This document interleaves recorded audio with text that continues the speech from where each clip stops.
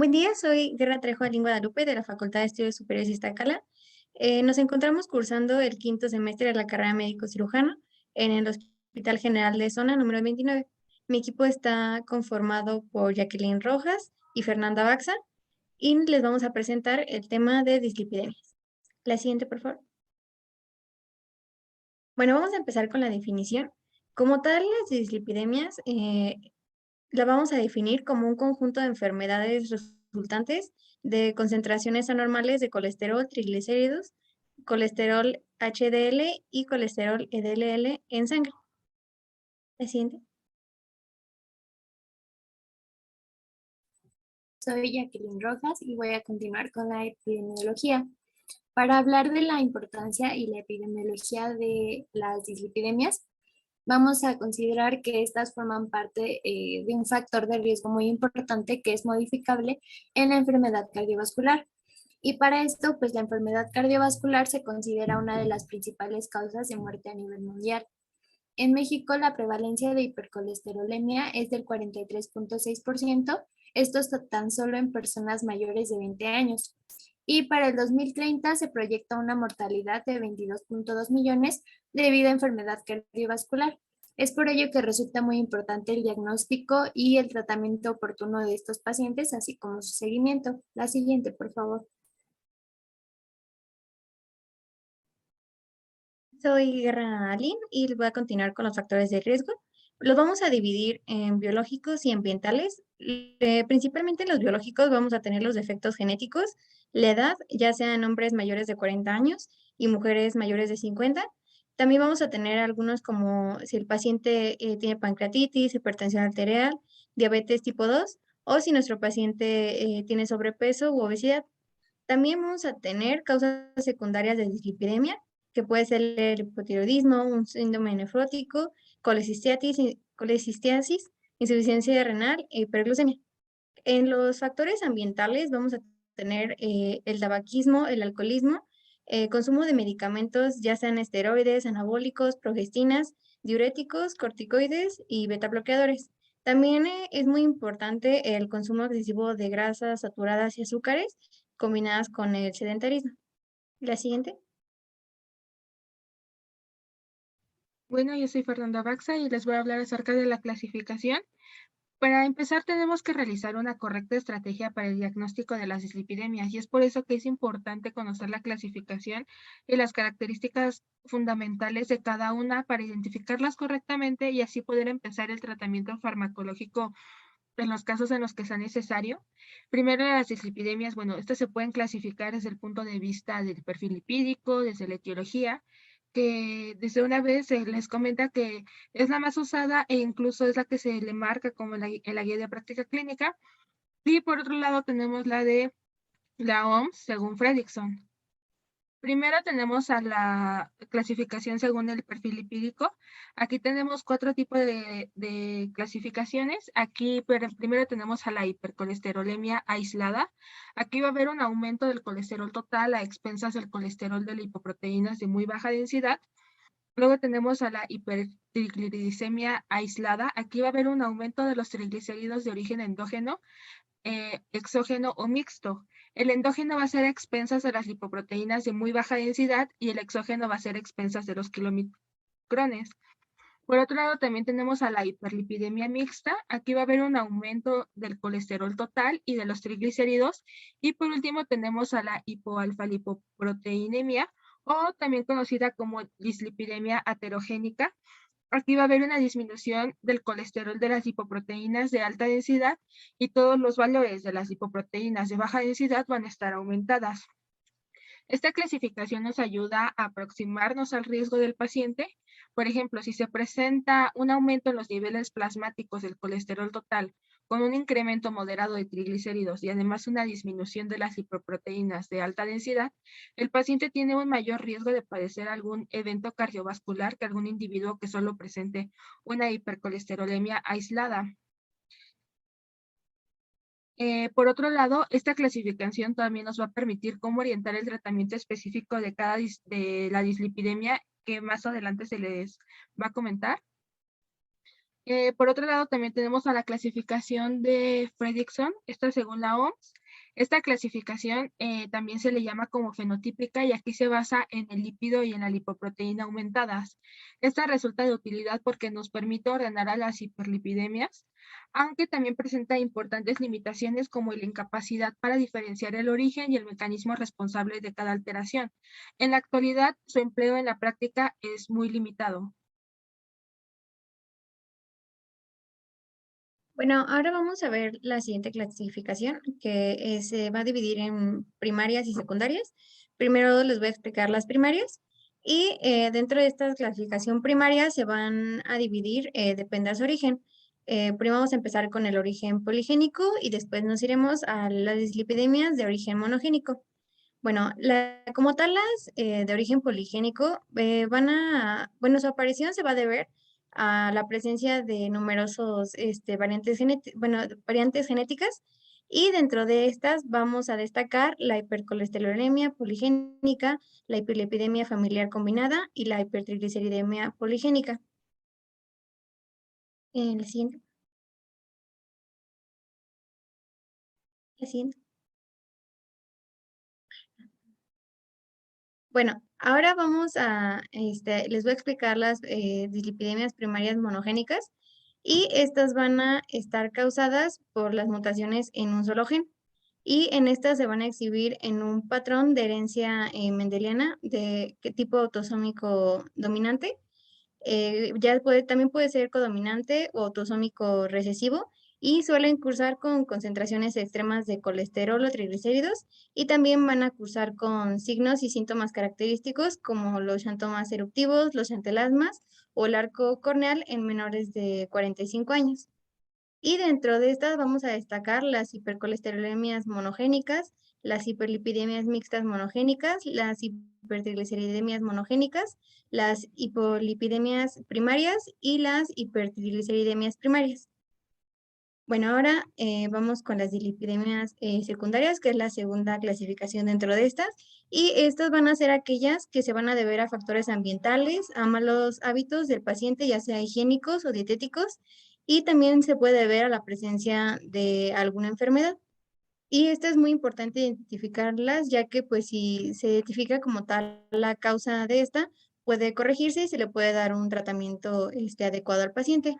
Y un ejemplo de estas dislipidemias sería la diabetes mellitus, la hipertensión arterial, el hipotiroidismo, el alcoholismo, el tabaquismo, el consumo excesivo de algunos fármacos, como es el caso de los glucocorticoides, de los andrógenos, las tiazidas, entre otros. La siguiente. Bueno, vamos a continuar con la fisiopatología y para hablar de esta, primero vamos a retomar la clasificación de las lipoproteínas. Vamos a tomar en cuenta a 6, que es el kilomicrón remanente, las lipoproteínas de muy baja densidad o también conocidas como VLDL, las lipoproteínas de densidad intermedia o IDL, las lipoproteínas de baja densidad o LDL y las lipoproteínas de alta densidad o HDL. La siguiente, por favor.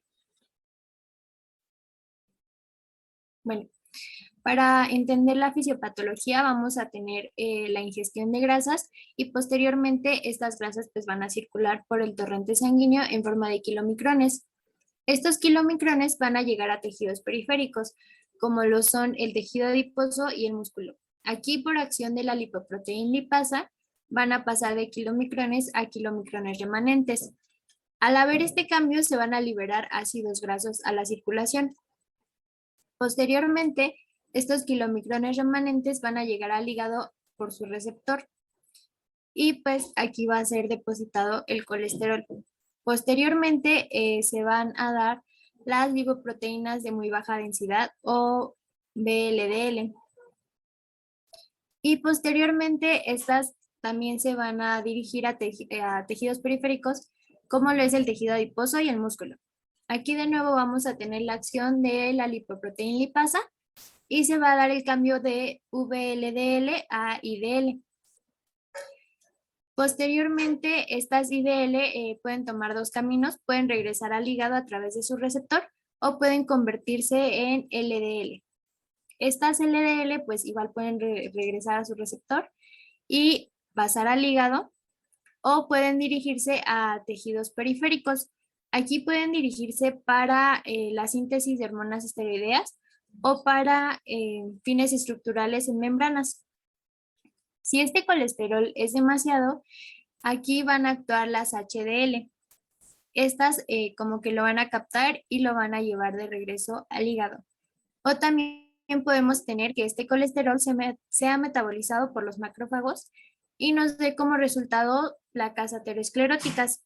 Entonces, en lo que es las dislipidemias, vamos a tener aumentadas las LDL, disminuidas las HDL.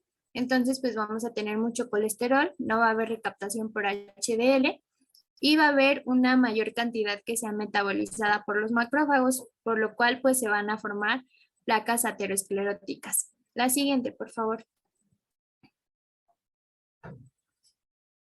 Esto a nivel capilar y a nivel del corazón nos puede producir disfunción endotelial, aterogénesis, aterosclerosis y por supuesto una afectación coronaria y sistémica. La siguiente, por favor. Bueno, ahora las dislipidemias como tal son un conjunto de enfermedades asintomáticas.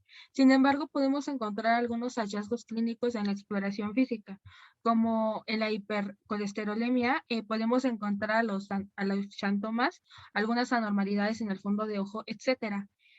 Primero empezaremos con las anormalidades en el fondo de ojo.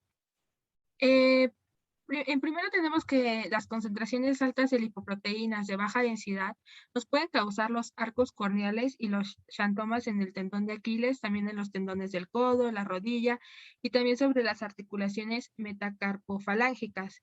Los arcos corneales fundamentalmente se van a deber a la infiltración del estroma corneal, estas por las partículas de lípido, sobre todo a los niveles de la membrana de Bowman y de Semet. Esta suele comenzar como una línea blanca o gris en forma de media luna en los márgenes superior e inferior de la córnea.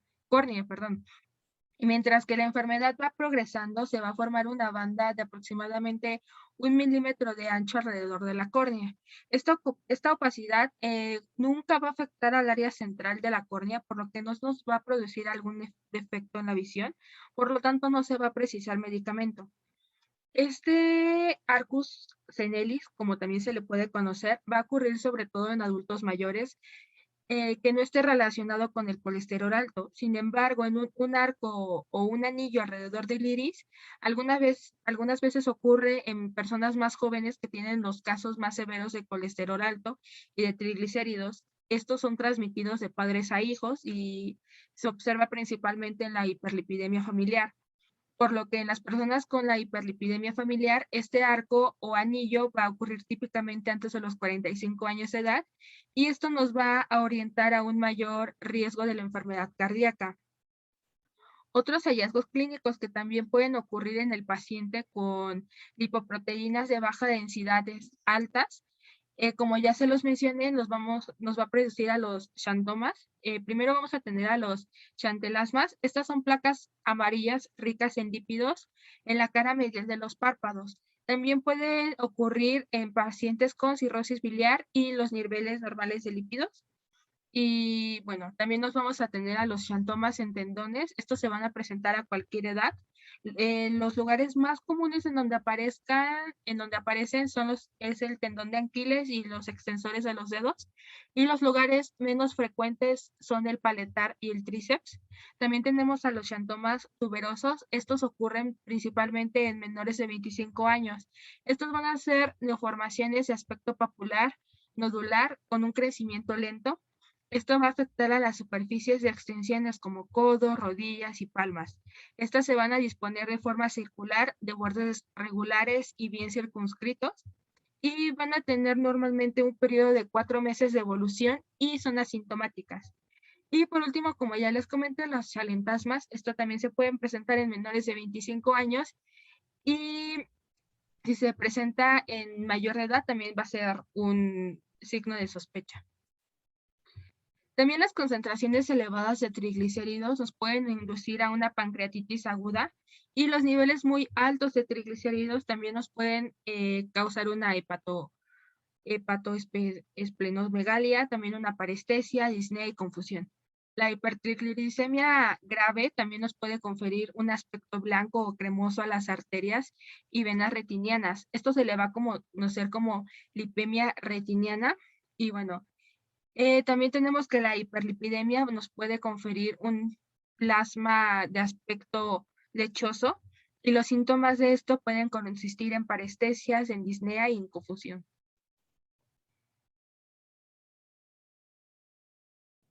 Bueno, ahora vamos con el diagnóstico. Para realizar el diagnóstico de una dislipidemia, lo vamos a dividir en 4 pasos. El primero va a ser la evaluación inicial del paciente, la segunda, el diagnóstico por laboratorio, la tercera, la clasificación de la dislipidemia y la cuarta, la justificación del riesgo coronario. Vamos a empezar primero con la evaluación inicial del paciente y para esta vamos a llevar a cabo una historia clínica y una exploración física. En la historia clínica vamos a buscarle al paciente que tenga, si tiene enfermedades cardiovasculares asociadas a aterosclerosis.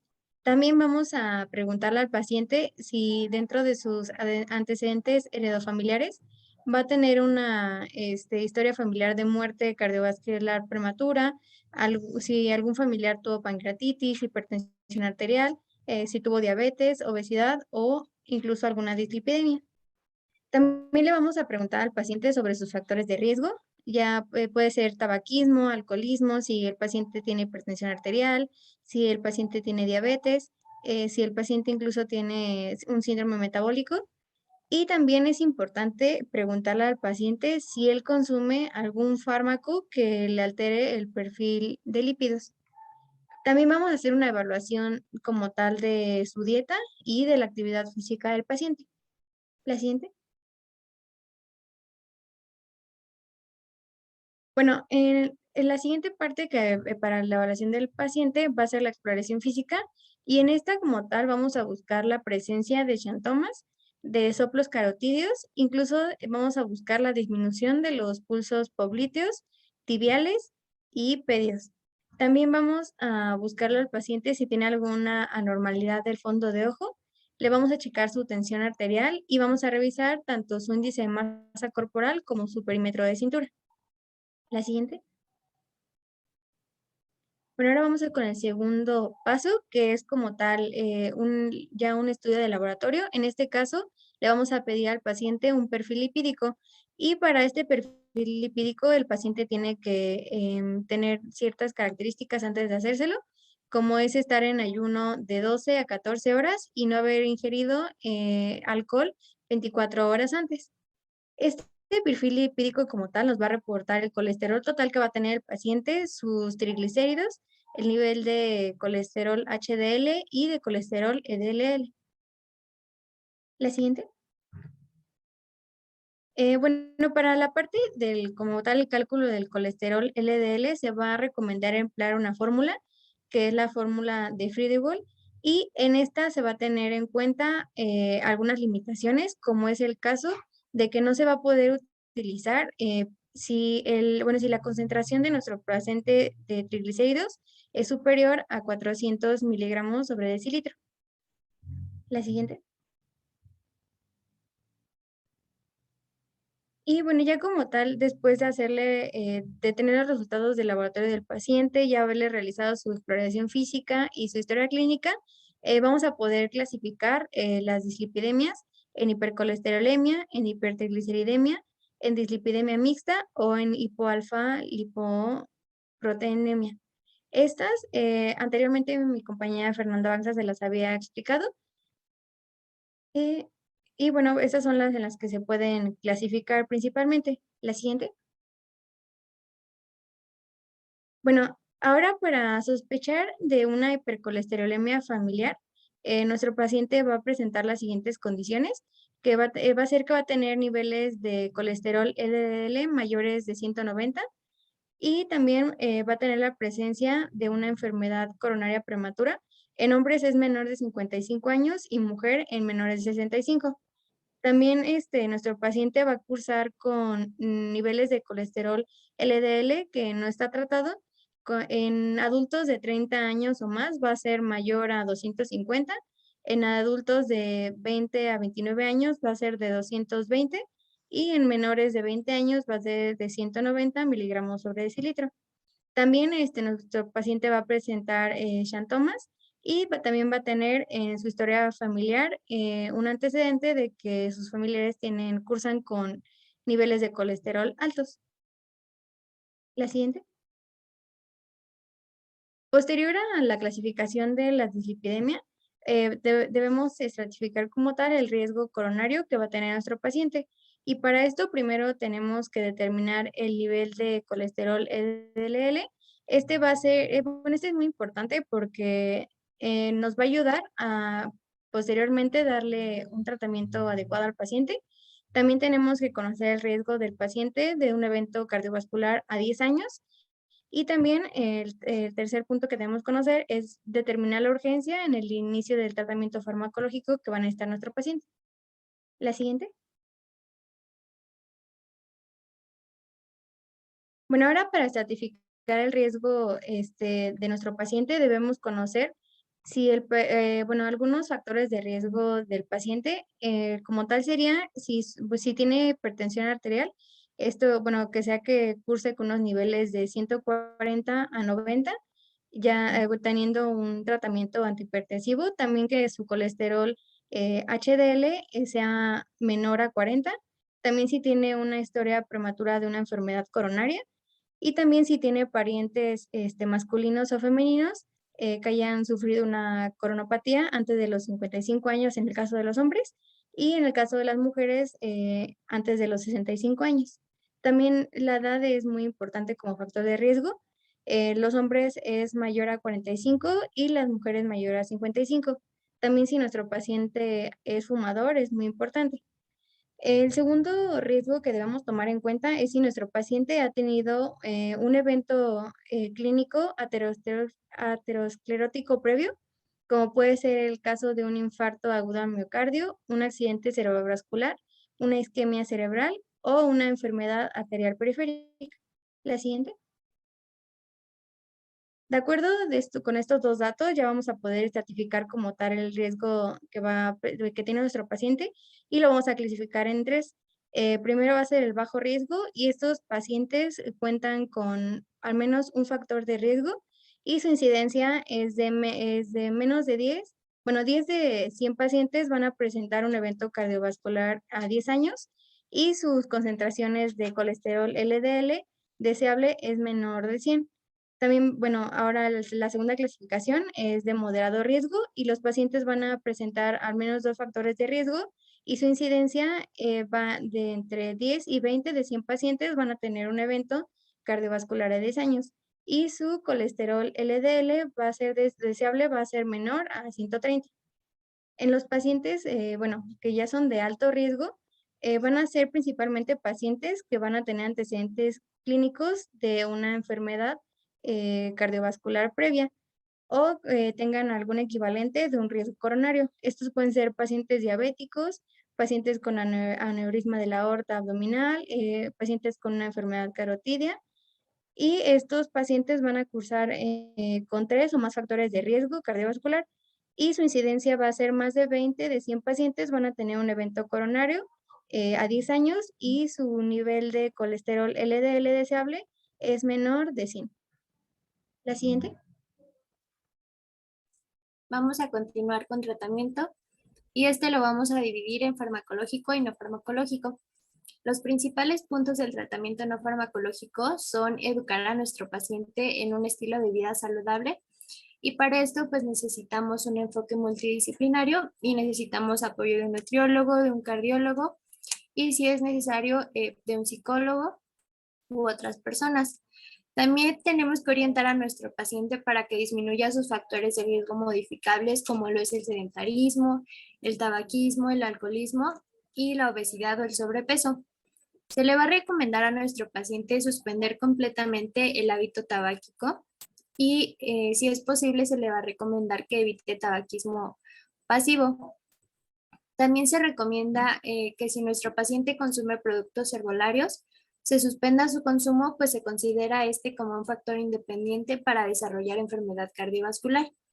Y por último, vamos a promover la realización de ejercicio, esto basado en nuestro riesgo cardiovascular que tenga el paciente.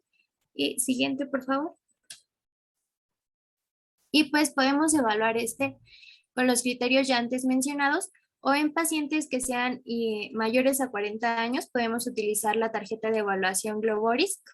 Esta va a estar dividida en hombres y mujeres y va a considerar principalmente algunos factores como si nuestro paciente es diabético, si es fumador, la edad de nuestro paciente, los niveles de colesterol total y los niveles de presión arterial sistólica. Aquí pues se le va a adjuntar un puntaje. Siguiente, por favor. Y también un color. Por ejemplo, si nuestro paciente tiene una puntuación de 1 o menor, pues no tiene riesgo o su riesgo es como muy, muy bajo. Si nuestro paciente tiene un puntaje de 2, el riesgo es bajo. De 3 a 4, el riesgo es moderado. De 5 a 9, el riesgo ya empieza a ser moderado y alto. De 10 a 14 ya es alto y arriba de 15 ya es muy alto. La siguiente, por favor. La misma tabla de evaluación la tenemos para mujeres y en base a esto, pues nosotros podemos enfocarnos para recomendar una rutina de ejercicio a nuestro paciente, ya sea de intensidad leve, moderada o intensa. Más adelante hablaremos específicamente de estas recomendaciones. La siguiente, por favor. La siguiente.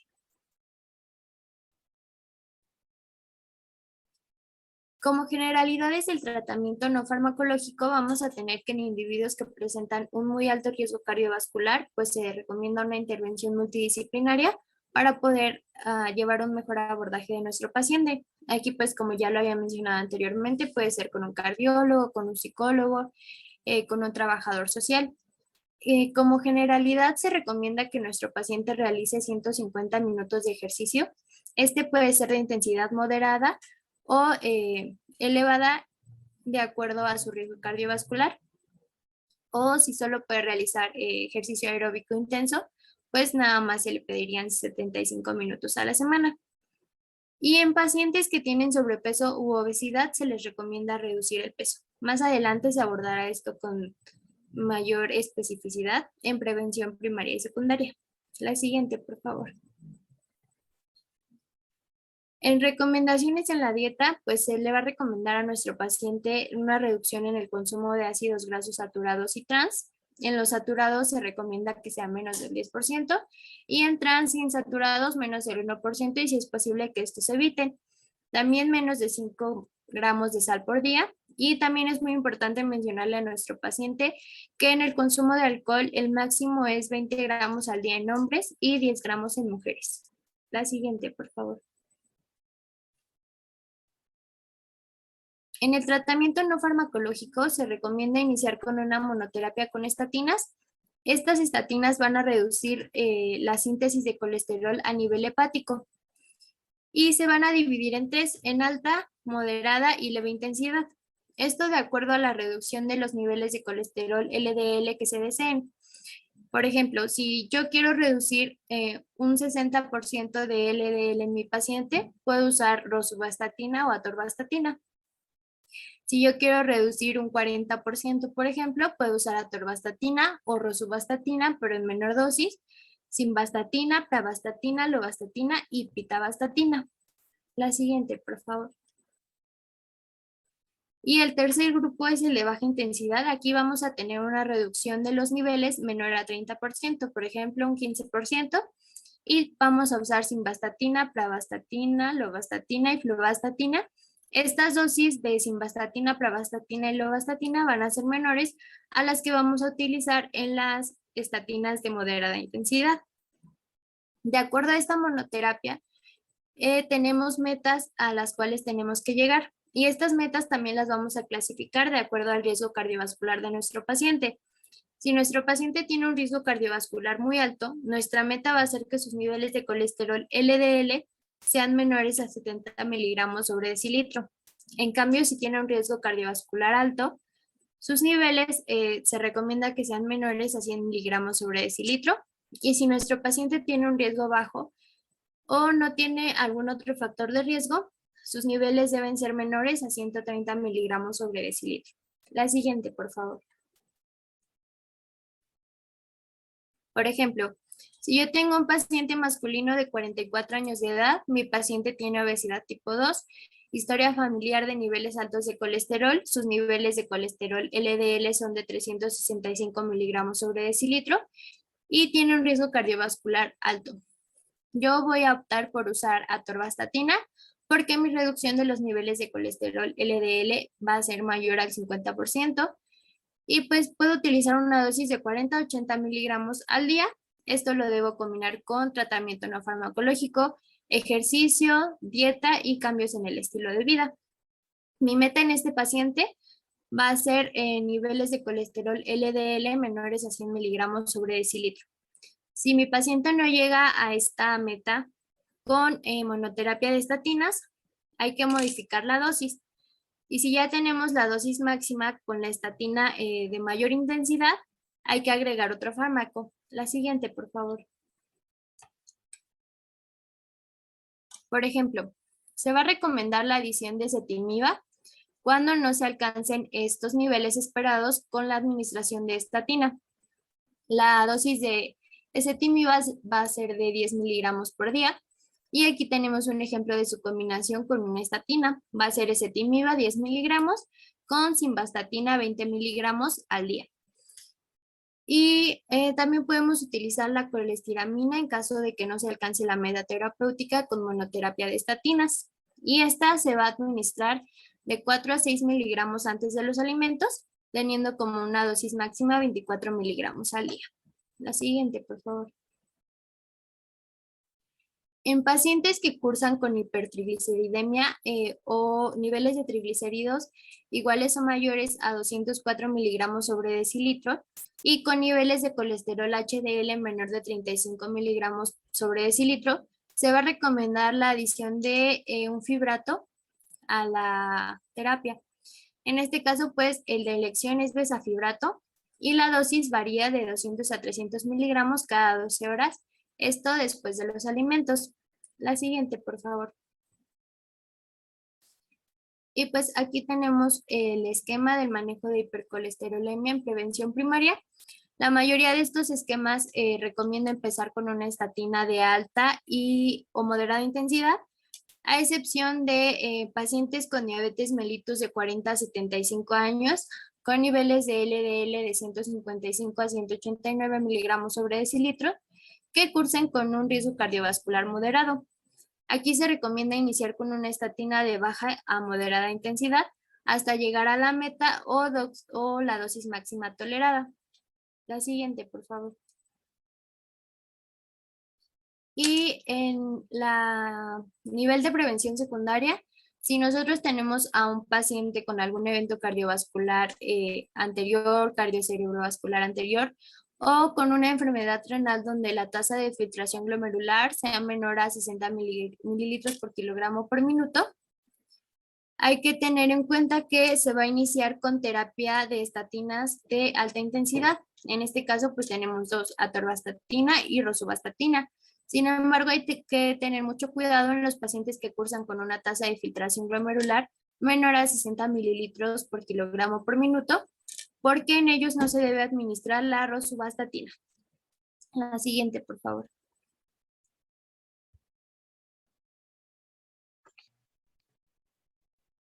Bueno, ahora hablaremos sobre la prevención primaria. Tendremos que el sobrepeso, la obesidad corporal y central contribuyen al desarrollo de las dislipidemias, por lo que la pérdida del 5 al 10% del peso basal va a mejorar el perfil de lípidos y va a influir favorablemente sobre otros factores de riesgo cardiovascular. Hay estudios que reflejan el efecto positivo del ejercicio físico de intensidad moderada para aumentar los niveles de lipoproteínas de alta densidad o HDL, que van desde 1.9 hasta 2.5 miligramos sobre decilitro. Lo mínimo requerido para incrementar los niveles de lipoproteínas de alta densidad es gastar 900 kilocalorías de energía por semana o 120 minutos de ejercicio aeróbico. Sin embargo, hay casos en los que los pacientes mencionan que no pueden realizar ejercicio por lo que se les recomienda realizar ejercicio físico de 30 minutos de actividad moderada todos los días o iniciar por tiempos cortos de diferentes días de la semana y no quedarse inactivo. La actividad física la podemos dividir en 3 tipos: la leve, la moderada y la intensa. La leve va a consistir en caminar a una velocidad menor de 4.7 kilómetros por hora, y esto se traduce como actividades domésticas ligeras que van a incrementar la frecuencia cardíaca máxima en un 50 a un 63%. También tenemos la actividad física moderada. Esto es caminar a una velocidad de 4.8 a 6.5 kilómetros por hora, y ya sea esto, por ejemplo, mencionarle al paciente que ya no utilice el carro y mejor se vaya en bici a trabajo si es que se puede, a una velocidad de 15 kilómetros por hora. También actividades como golf, cortar el pasto, bailar, gimnasia acuática, nos van a incrementar la frecuencia cardíaca máxima entre un 64 a un 76%. Y por último tenemos a la actividad física intensa. Esta va a ser correr, hacer un maratón o una bicicleta a una velocidad de mayor de 15 kilómetros por hora. También se puede traducir como una jardinería pesada, estar excavando continuamente, también la natación, el tenis, y esto nos va a ayudar a alcanzar una frecuencia cardíaca máxima entre el 67 a un 93%. También en pacientes con alguna enfermedad cardiovascular subyacente, el ejercicio aeróbico nos va a ayudar a incrementar los niveles de lipoproteínas de alta densidad con un rango de un 9%, y nos van a disminuir los niveles de colesterol en un 11%. Y esto, bueno, nos sugiere grandes beneficios para este tipo de personas o estos grupos de personas de alto riesgo. También tenemos que, como ya mencionó mi compañera Jacqueline, los cambios en el estilo de vida van a ser el elemento principal en la estrategia de prevención secundaria y primaria, y esto nos va a orientar también a la dieta.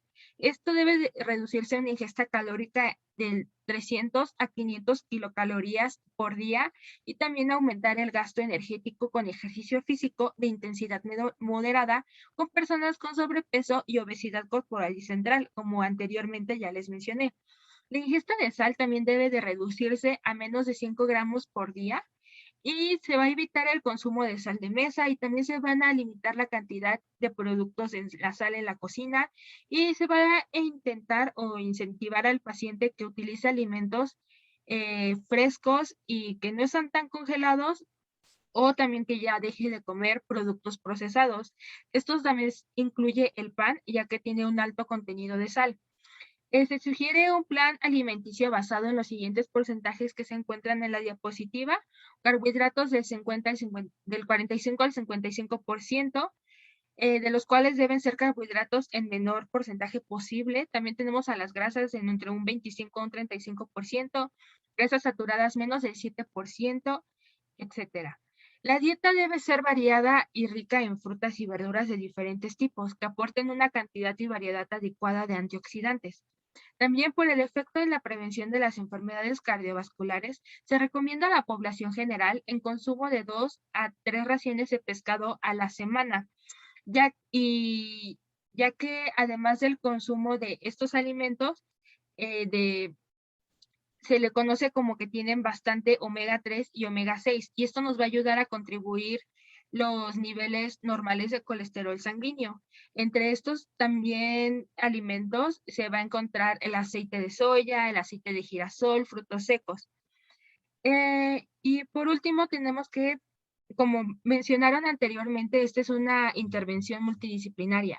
Así que en pacientes con una enfermedad cardiovascular y además síntomas de ansiedad y estrés, se recomienda alguna intervención que incluya la educación para la salud, el ejercicio físico y también terapia psicológica. Esto con el fin de mejorar la salud psicosocial. Por otro lado, tenemos a la prevención secundaria. Esto va a ser en apego a la NOM para la prevención, el tratamiento y el control de las dislipidemias. Esto se va a recomendar en sujetos con los factores de riesgo cardiovascular, y esto es empezar el escrutinio a partir de los 20 años de edad, con una periodicidad anual o bimanual, de acuerdo al criterio médico, y cada 5 años en la población que no tenga factores de riesgo. Los factores se van a dividir en dos: los modificables como el tabaquismo, la hipertensión, la diabetes mellitus, la dislipidemia y la obesidad, y los no modificables, que esto van a ser la edad, como hombres mayores de 45 años y mujeres de 55 años, el sexo masculino, la raza o el antecedente de alguna cardiopatía isquémica prematura en primer grado. Esto va a ser principalmente en hombres menores de 55 años o mujeres de 65 años. También tenemos que prestar mucha atención a los individuos con niveles altos de triglicéridos y principalmente a aquellos con cifras superiores a 900 miligramos sobre decilitro, ya que tienen un riesgo incrementado de pancreatitis aguda y deben ser tratados por esta razón. También en estos pacientes la prioridad va a ser reducir los niveles séricos de triglicéridos, esto para disminuir el riesgo de pancreatitis. También en las mujeres posmenopáusicas, al igual que en las premenopáusicas, se debe de tomar la decisión de iniciar un tratamiento basándose en su diagnóstico etiológico. Y por último, tenemos que los pacientes con una hipertriglicemia deben ser evaluados en cuanto a su ingesta de alcohol, diabetes e hipotiroidismo. Esto para controlar las condiciones subyacentes que pueden afectar la efectividad de la terapia.